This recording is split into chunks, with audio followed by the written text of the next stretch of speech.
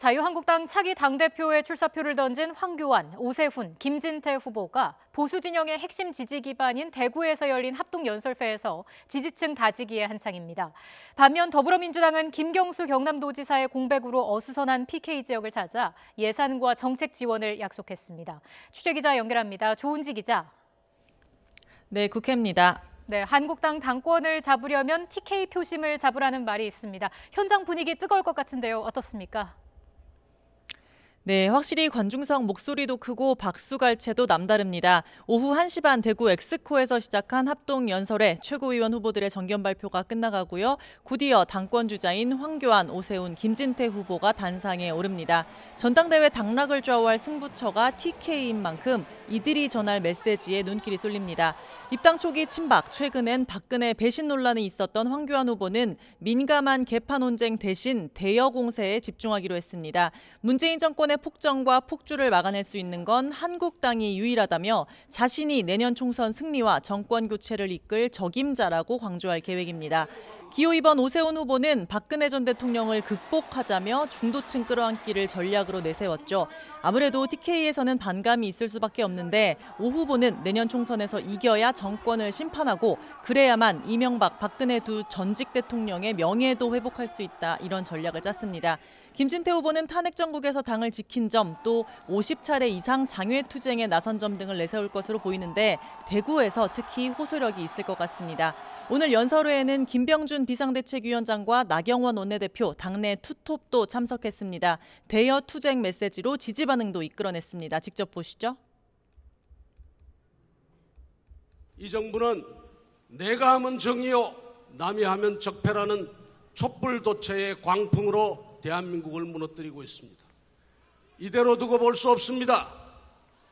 우리가 맞서 싸워야 되지 않겠습니까? 네, 반면 더불어민주당은 경남 창원을 찾아 부산 경남 PK 민심 다독이기에 한창입니다.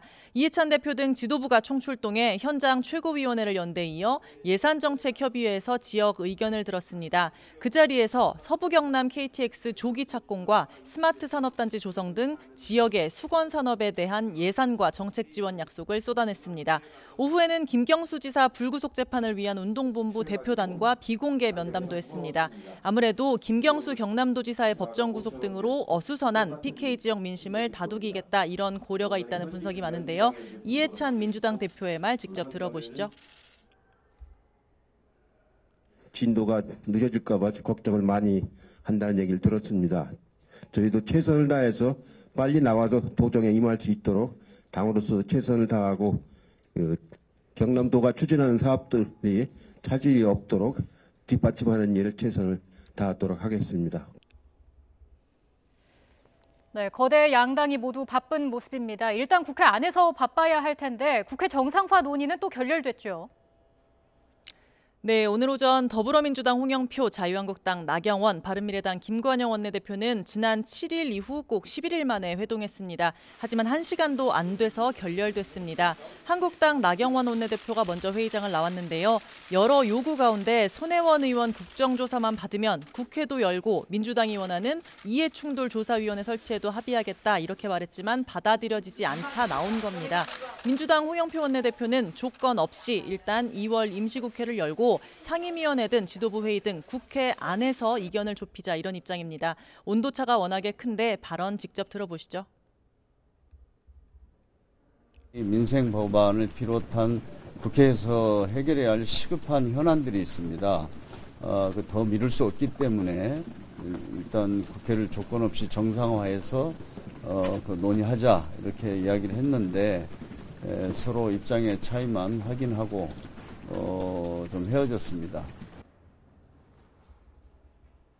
김태호 특검, 신재민 청문회, 손혜원 국정조사, 조혜주 사태 일단 접고 국회 정상화를 하기 위해서 여당이 받을 수 있는 아주 최소한의 조건을 이야기했음에도 불구하고 여당이 이에 응하지 않는다는 것은 국회를 정상화할 의지가 없다고 보여집니다. 그래서 매우 안타깝게 생각을 하고요.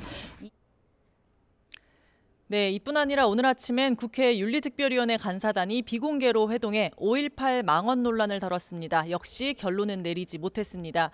국회 윤리특위에 올라온 26건 가운데 어떤 한 건을 상정할지를 놓고 싸운 건데요. 민주당은 5.18 망언으로 회부된 김진태, 이종명, 김순례 의원 건만 다루자고 주장했지만 한국당과 바른미래당은 무소속 손혜원 의원의 목포 부동산 투기 논란과 민주당 서영교 의원의 재판 청탁 의혹도 함께 다뤄야 한다고 맞섰습니다. 박명재 위원장은 올라온 징계안 전부를 상정하자는 의견이 우세했다면서 오는 28일 간사단이 다시 만나 최종 확정하겠다고 밝혔습니다. 윤리특위 전체 회의는 다음 달 7일로 정해졌습니다. 지금까지 국회에서 YTN 조은지입니다.